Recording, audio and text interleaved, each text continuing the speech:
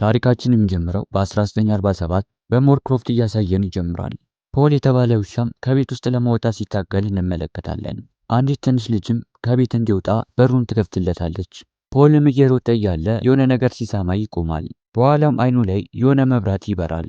ለውሻውም በሩን የከፈተችለት ልጅ ባየችው ነገር ተገርማ ወደፊት ስትሄድ እንመለከታለን። ፊልሙን ከ60 ዓመት በኋላ ይወስደንና ግሬም እና ክላይቭ የተባሉ ጓደኛሞችን እንመለከታለን። እነሱም ኮሚንኮን የተባለ ፌስቲቫልን ለመሳተፍ ወደ አሜሪካ መጥተዋል። በፌስቲቫሉ ላይ በርካታ ሰዎች ይገኛሉ። ግሬም እና ክላይቭ አደም የተባለውን ደራሲ ለማግኘት ይሰለፋሉ። ከደረሳቸውም በኋላ ክላይቭ እየጻፈ የነበረውን መጽሐፍ ያሳየዋል። ደራሲውን በዚህ ያበረታተዋል። ምሽት ላይም ወዳረፉበት ሆቴል ይሄዳሉ። ህልማቸውንም እንዳሳኩ ያወራሉ። ምክንያቱም ከልጅነታቸው ጀምሮ ወደ አሜሪካ መምጣት ይመኙ ነበር። በመሃልም አስተናጋጁ ምግብ ይዞላቸው ይገባል። እነሱም በሚቀጥሉ ቀናቶች አሜሪካ ውስጥ ኤሊየን ታየባቸው ወደ ተባሉት ቦታዎች ሊጎበኙ እንደሆነ ላስተናጋጁ ይነግሩታል። በሚቀጥለው ጠዋትም መኪናቸውን ከተረከቡ በኋላ የተለያዩ ቦታዎችን ይጎበኛሉ። ኤሪያ 51 የተባለ ቦታም ሲደርሱ ሊትል ኤሊየን የተባለን ቦታ ለመጎብኘት ይቆማሉ። ወደ ግሮሰሪ ከገቡም በኋላ አስተናጋጇን ስለ ኤሊየኖች የተለያዩ ጥያቄዎችን ይጠይቋታል። ምክንያቱም መጠጥ ቤቱ በኤሊየን ፎቶዎችና ቅርጻቅርጽ ስለተሞላ ነበር። በመሃልም ክሊፍ ወደ መጸዳጃ ቤት ያመራል። በዚህ ጊዜ ሁለት ታዳኞች ወደ ሬስቶራንት ውስጥ ይገባሉ። ግሬም ብዙ ምቾት እየተሰማው አልነበረም። ክላይቭ ሲመለስም መጸዳጃ ቤት ስላየው የኤሊየን ቅርጽ በደስታ ይናገራል። ሁለቱ ታዳኞችም ኤሊየኖች አሉ ብሎ በማሰባቸው እንደ ጅሎች ይቆጥሯቸዋል። ነገሩም ሳይባባስ አስተናጋጇና ክላይቭን እንዲወጡ ምልክት ትሰጣቸዋለች። ወጥተው መኪና ውስጥ ከገቡ በኋላ ክላይቭ ወደ ኋላ ሲነዳ ሳያቅ የአዳኞችን መኪና ይገጫል። በመንገዳቸው ላይም ብላክ ቦክስ የተባለ ሰፈር ሲደርሱ ስለ ኤሊየኖች እየተቀላለዱ ፎቶ ይነሳሉ። በኋላም ከሩቅ በፍጥነት የሚመጣ የመኪና መብራት ሲመለከቱ ቀደም ሲል ያገኟቸው አዳኞች ይሆናሉ ብለው በፍጥነት ወደ መኪናቸው ያመራሉ።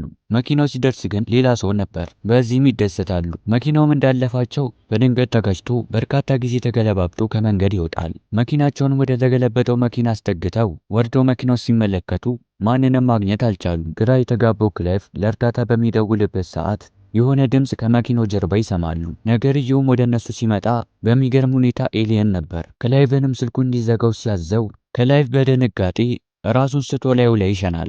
ኤሊየኑም ግሬምን እያረጋጋው ማንንም እንደማይጎዳና መንግስት እያሳደደው እንደሆነ ያስረዳዋል። ራሱንም ፖል ብሎ ያስተዋውቀዋል። በኋላም ክላይቭን ወደ መኪናው ካስገቡት በኋላ የተፈጠረውን ነገር ክላይቭ ራሱን ከሳተበት ሲነቃ እንደሚያስረዳው ይነግረዋል። ድንጋጤ ውስጥ ያለውን ግሬም ጥያቄ መጠየቅ ይጀምራል። በኋላም ፖል ወደ ሰሜን እንዲነዳ ይነግረዋል። አደጋው በደረሰበት ቦታ ላይ አንድ ጥቁር ሱፍ የለበሰ ሰው ከመኪና ውስጥ ወርዶ የክላይቭን ሽንት ያሸተዋል።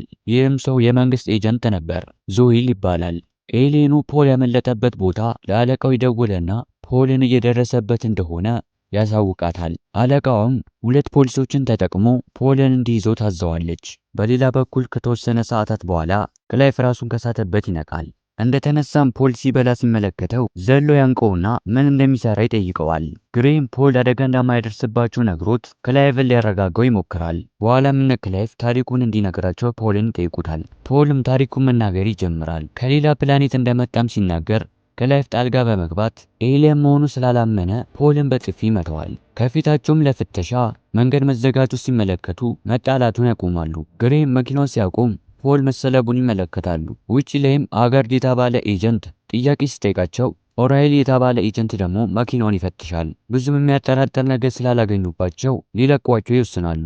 መንገዳቸውን ሲጀምሩ ኤሊየኑ ፖል ራቁቱን ሆኖ ከየት መጣ ሳይባል ከፊታቸው ይደቀናል። ከኋላ የነበሩት ሁለቱ ኤጀንቶችም መኪናው ሲንገዳገድ አተኩሮ መመልከት ይጀምራሉ። ፖልም ካረጋጋቸው በኋላ መሰለብ እንደሚችል ይነግራቸዋል። ግሬም ፖልን የወደደው ሲሆን ክላይቭ ግን አሁንም ቢሆን አላመነው። አደጋም ሊያመጣባቸው እንደሚችል ያስባል። በሚቀጥለውም ቀን ኤጀንቱ ዙዊል ሁለቱን ኤጀንቶች ሲያገኝ ምሽት ላይ ስላገኟቸው ሰዎች ይነግሩታል። ዙዊልም በፍጥነት የነ ክላይቭን መኪና እንዲከተሉ ያዛቸዋል። በሌላ በኩል እነ ክላይቭ መኪናቸውን ነዳጅ ማደያ አቁመው የሚበላ ነገር ለመግዛት ወደ ሱፐርማርኬት ውስጥ ይገባሉ። በዛም አንድ ፖሊስ ሲመለከቱ ራሳቸውን ላለማስነቃት መረጋጋት ይጀምራሉ። በፍጥነትም እቃቸውን ገዝተው መኪናቸውን አስነስተው ይሄዳሉ። በድንገትም በመንገዳቸው ላይ የመኪናቸውን መስታወት የሆነ ነገር ይሰብረዋል። በድንጋጤ መኪናውን ያቆሙታል። ወርዶም ሲመለከቱ ወፍ ገዝተው ነበር። ኤሊየኑ ፖልም የሞተችን ወፍ በመያዝ አስማቱን ተጠቅሞ ወደ ህይወት ይመልሳታል። እነ ክላይቭም በፖል ድርጊት ተገርመው መሳቅ ይጀምራሉ። ወዲያው ግን ፖል ወፏ ሲመገባት በድርጊቱ ይደነግጣሉ። መንገዳቸውንም ቀጥለው በቱሪስት መዳረሻ ቦታዎች ላይ መዝናናት ይጀምራሉ። ግሬም በመኪና ውስጥ ፖልን እየሳለው ወፏን እንዳዳናት አስማቱን ተጠቅሞ ሰው ማዳን እንደሚችል ይጠይቀዋል። ፖልም አዎ ብሎ ይመልስለታል። ነገር ግን ሰው ከፈወሰ ራሱ ስለሚሞት እንደማያደርገው ይነግረዋል። በተመሳሳይ ሰዓት ኤጀንቱ ዙዊል ነዳጅ ማደያው ጋር ደርሶ ምርመራውን እያካሄደ ነው። ወደ መኪና ውስጥም ተመልሶ ለአለቃው ሁኔታው ሲያስረዳት አለቃዋም ምንም አይነት መንገድ ተጠቅሞ ፖልን በቁጥጥር ስር እንዲያውለው ታዘዋለች። ምሽት ላይ እነ ክላይቭ ሌሊቱን ለማሳለፍ ወደ አንድ የመኪና ማሳደሪያ ግቢ ይገባሉ። የማሳደሪያዋን ባለቤት ሮዝን ይተዋወቋታል። ሮዝ የምታደርገው መነጽር በአንድ በኩል ጥቁር ስለሆነ አንዱ አይኗ እንደማይሄድ እንረዳለን። ሮዝም ወደ ውስጥ ታስገባቸዋለች። ግሬም ሮዝ ሲመለከታት የተለየ ስሜት ይሰማዋል። በኋላም ሮዝ ወደ ቤቷ ስትመለስ ጫቅጫቃዋ አባቷ ሞስስ እንደተለመደው ጊዜ ጮውባታል። ያን ቀን ምሽትም ሶስቱም አንድ ላይ ሆነው ምግብ እያዘጋጁ ፖልም ወደዚህ ምድር ከ60 ዓመት በፊት እንደመጣ ይናገራል። መንግስትም ከያዘው በኋላ ብዛት ያላቸው በሳይንስና በኢኮኖሚ ጉዳዮች ላይ ረድቷቸዋል። እንዲሁም የተለያዩ ግኝቶችንም አግኝቷል። መጀመሪያም ወደ ምድር የመጣው ለአንዳንድ ጥናቶች ነበር። ሆኖም ግን ፕሌኑ ብልሽት ስላጋጠመው ዋያሚ የተባለ ቦታ ላይ እንደተከሰከሰና በኋላም ቴራ የተባለች ትንሽ ልጅ ብታተርፈውም የመንግስት ኃይሎች መጥተው ግን አስረውት ነበር። በሌላ በኩል ሮዝ አዲሷ እንግዶቿ ሶስቱ እንደሆኑ በጥላቸው ትመለከታለች። ለየት ያሉ እግሮችንም ስትመለከት አባቷ በድንገት ይጠራታል። በሚቀጥለው ቀን ሮዝ ተጨማሪውን እንግዳ ለማየት ወደ መኪናቸው ውስጥ ትገባለች። ፖልንም ስትመለከተው ራሷን ስታ ትወድቃለች። እዚሁ ጥሏት ከሄዱ የፖልን ማንነት ልታጋለጥ ስለምትችል ይዘዋት ሄደው በኋላ ላይ ነገሩን ሊያስረዷት ይወስናሉ።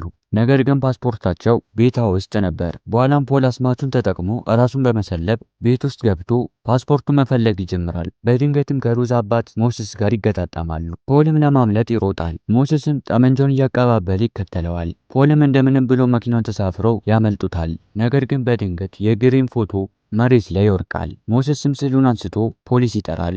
ይህ በእንዲህ እንዳለ ሮዝ ራሷን ከሳተችበት ትነቃለች። ያረጋጓት ቢሞክሩም ፖልን እየተመለከተችው ሴጣን እያለች ትጠራዋለች። ግሬም ፖል መጥፎ እንዳልሆነ ሊያስረዳት ቢሞክርም ልትረጋጋ ባለመቻሏ ፖል የሚያውቀውን ነገር ሁሉ ጭንቅላቷን ይዛትና አስተላልፎባት ራሷን ስታ ትወድቃለች። በተመሳሳይ ሰዓት ዙዊል ስለ ልጁ ሮዝና ስለ ሁለቱ ጓደኛሞች የሚናገረውን ዙዊል ከሰማ በኋላ መኪናውን አስነስቶ ይሄዳል። ሞስስም ፖሊሶቹ ምን ሊያደርጉለት ባለመቻላቸው ጉዳዩን ራሱ ለማጣራት ልጁን ለመፈለግና ሴጣን ብሎ ያሰበውን ፖልን ለመግደል ይወስናል። በሌላ በኩል በመኪና ውስጥ ፖል የሮዝን አይን ለመፈወስ ይወስናል። ሮዝም አይኗ እያየ እንደሆነ ስትመለከት ፖልንና ጓደኛሞቹን ታምናቸዋለች። አባቷ ጋርም ለፖሊሶች እንዳያሳውቅ ለመደወል ትጠይቃቸዋለች። ምሽት ላይ አንድ ሬስቶራንት ጋር ምግብ ለመብላት ይቆማሉ። ሮዝም ወደ አባቷ ትደውላለች። ስልኩንም ግን ያነሳው ኤጀንቱ ዙዊል ነበር። አደጋ ላይ እንደሆነችና ከሁለቱ ጓደኛሞች ጋር ለፖሊስ እጇን እንድትሰጥ ያስጠነቅቃታል። ዙዊል በሚያናገርበት ሰዓት ሌላኛው አጋሩ ኤጀንት ደግሞ በላፕቶፑ ያሉበትን ቦታ እያጣራ ነው። ዙዊልም ንግግሩን ሳይጨርስ ሮዝ ደንግጣ ስልኩን ትዘጋዋለች።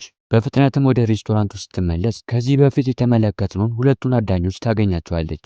ሊለክፏት ሲሞክሩም እየሰደበቻቸው መኪናቸውን ትመታቸዋለች። በፍጥነትም ወደ ጓደኞቿ ጋር ትሄዳለች። አዳኞቹም ሲከተሏት እነ ግሬን ሲመለከቱ በቦታው ጸብ ይነሳል። በመሃልም ሮዝ አባቷን ታገኘዋለች። አይኗን በመፈወሱ ይገረማል። ነገር ግን በግርግሩ ይመታና ራሱን ይስታል። በኋላም ሶስቱም ወደ መኪናቸው ይሮጣሉ። አዳኞቹም የተከተሏቸው ነበር። ፖል ከመኪና ውስጥ ሲወጣ ግን ሁለቱ አዳኞች ራሳቸውን ይስታሉ። እነ ክላይቭም የፖሊስ ድምፅ ሲሰሙ መኪናቸውን አስነስተው ወደ መኪና ማሳደሪያ ይሄዳሉ። በሬስቶራንቱም ፖሊሶች ደርሰው ተደባዳቢዎቹንና የሮዝን አባት ያስሩታል። ዙዊልም በቦታው ደርሶ ሁለቱን አዳኞች ጥያቄ ሊጠይቃቸው ቢፈልግም እነሱ ግን አሁን ድንጋጤ ውስጥ ስላሉ መናገር አልቻሉም። የዙዊል አጋር ኤጀንት እነ ሮዝ ቤት ያገኘውን ስዕል ሲያሳያቸው እነሱም ደንግጠው ሲርበተበቱ ኤጀንቱ ጥርጣሬው ልክ እንደነበረ ይገምታል። በሌላ በኩል እነ ክላይቭ ምሽት ላይ እሳታቸውን አሙቆ ይቀመጣሉ። ፖልም መንግስት ለምን እንደሚፈልጉ ይናገራል። በጭንቅላት አቅሙ ስለተገረሙ ይህንን ድንቅ አስማትና አስተሳሰብ የራሳቸው ለማድረግ ስለተመኙ ፖልን ጭንቅላቱን ቀደው ሊመራመሩበት እንደሆነ ይናገራል። በሚቀጥለው ቀን ጠዋት ከተነሱ በኋላ ፖልን በተለያየ አለባበስ በኮፍያና በመነጽር አድርገው ካልቪንና ግሪም መንገድ ላይ ሲሄዱ እንመለከታለን። ክላይቭ ወደ ሱቅ ሲሄድ ግሪም ደግሞ ወደ መኪናው ማሳደሪያ ይሄዳል። በቦታውም ዙዊል ይመጣና የመኪናዎችን ባለቤት እየመረመረ ነው። ሮዝንም ሲያገኛት አይኗ ተፈውሶ ስለነበረ ሊለያት አልቻለም። በሌላ በኩል ኤጀንቱ ኦራይሊ በሱፐርማርኬት ውስጥ ፖሊስ ሲያገኘው በፍጥነትና ፖል ከቦታ ያመልጣሉ። እነ ኦራይሊም ያዩትን ነገር ለዙዊል ከነገሩት በኋላ መሳሪያ ይደቅንባቸዋል። ወደ ዋናው ቢሮም እንዲመለሱ አዟቸው በራሱ የነፖልን መኪና ለማሳደድ ይነሳል። ሆኖም ግን ሁለቱ ኤጀንቶች ወደ ዋናው ቢሮ እንዲመለሱ የተነገራቸውን ትዕዛዝ ጥሰው እነፖልን ማሳደድ ይቀጥላሉ። በተጨማሪም የዙዊል አባት ልጁን ለማዳን ከኋላ እየተከተላቸው ነው። በዚህ ጊዜ ክላይቭ ፖልን ለሚወስዱት አካላት ምልክት ለመስጠት የሚሆኑ ርችቶችን ለመግዛት ይቆማሉ። ክላይቭና ግሬምም ወርደው ርችቱ ሰርቀው ያመልጣሉ። በመቀጠልም ፖል ከ60 ዓመት በፊት ሕይወቱን ያተረፈችለት ልጅ ቴራን ለማመስገን ወደ ቤቷ ይሄዳል። ቴራንም እስከዛሬ ድረስ ራሷን እየተጠራጠረች እንደ እብድ ነበር የምትቆጠረው። ነገር ግን አሁን ላይ ፖሊስ ስትመለከተው ያየችው ነገር እርግጠኛ ትሆናለች። ወደ ቤትም እንደገቡ በድንገት እነ ዞይል ወደ እነሱ ይመጣሉ። ፖልም በፊት በር ሲወጣ ዞይልን አግኝቶት አስማቱን ተጠቅሞ ያለውን እውቀት ሙሉ ያስተላልፍበታል። ክላይቭ የተዳከመውን ፖል ሲሸከም ግሬ ደግሞ ሌላውን ኤጀንት ይመተዋል። የሮዝ አባትም ደርሶ ሲያገኛቸው ጠመንጃውን ይዞ ያሳደዳቸዋል። ይህ በእንዲህ እንዳለ ኤጀንቱ ኦራይሊ በቤት ውስጥ ጋዝ መለኮሱ ሳያይ ውስጥ ሆኖ ሲተኩስ ቤቱን ላዩ ላይ ያጋየዋል። ፍንዳታውም የሮዝን አባት ሲጥለው ሮዝ ልታድነው ወደ እሱ ታመራለች። አባቷ ግን መልሶ ሲነሳ ተመልሰው ወደ መኪናው ሮጠው ያመልጣሉ። በሌላ በኩል ዙዊል አሁን ላይ በጣም ተዳክመዋል። ሌላኛው ኤጀንት ደግሞ የሮዝ አባት ላይ ተኩሶ እነ ክላይቭን ለመከተል ቢሞክርም ነገር ግን መኪናው ባላንስ ስቶ ወደ ገደል ይከሰከሳል። አሁን ላይ ብቸኛው አሳዳጁ ዙዊል ብቻ ነው። ለአለቃዋን በመደወል ፖልን በአንድ ሰዓት ውስጥ እንደሚይዘው ያሳውቃታል። ነገር ግን ሴትየዋ አሁን ላይ መጠበቅ እንዳቃታትና ወደ ቦታው ወታደሮች እንደተላኩ ስትነግረው በንዴት ሬዲዮን በጥይት ይመታዋል። በሌላ በኩል እነ ፖል ወደ ቦታው ሲደርሱ በርችቱ ምልክት ሰጥተው የፖሊስ ሰዎች መጠባበቅ ይጀምራሉ። ትንሽ እንደቆየም ከሰማይ ላይ መብራት እየበራ ይመጣል። በዚህም ሁሉም የፖል ሰዎች እንደሆኑ ቢያስቡም ሆኖም ግን የወታደሮች ሄሊኮፕተር ነበር። ከሄሊኮፕተሩ ላይም ወታደሮችና የዙዊል አለቃ ይወርዳሉ። ፖልን ለመተኮስ ሲዘጋጁ ዞዊል ይመጣና ከዚህ በፊት ፖልን ከእስር እንዳስመለጠው ራሱን ያጋልጣል። በኋላም ፖሊሶቹ ላይ መተኮስ ይጀምራል። በመሃል ግን ትከሻውን ይመታል። ግሬም አለቃቸውን ለመምታት ቢሞክርም ነገር ግን መልሳ መታት ትጥለዋለች። በኋላም ቴራ ትመጣና ግሬንን ታግዘዋለች። በድንገት ግን የሮዝ አባት ወደ ፖል ሲተኩስ ግሬ ተደርቦለት ይመታል። እየሞተም እያለ ፖል ሊያድነው ይሞክራል። በዚህም ስላዳነው ፖል በጣም ይጎዳል። በጣምም ስለተዳከመ ራሱን ይስታል። ፖል ግን ሊሞት ሲል ራሱን ይፈውስና ይነሳል። የኤጀንቶቹም አለቃ ራሷን ከሳተችበት ተነስታ እነሱ ላይ ልተኮስ ስትል ወዲያው የፖል ፕሌን መጥቶ ይጨፈልቃታል። ፖልም ወደ ኤሊኖቹ ፕሌን እየገባ በድጋሚ እንደሚያገኛቸው ነግሯቸው ይሰናበታቸዋል። ፊልሙን ከ2 ዓመት በኋላ ይወስደንና እነ ክላይቭ ፖል የተባለ መጽሐፍ አተመው ለህዝብ ሲያቀርቡ እያስመለከተን ፊልሙ ይጠናቀቃል።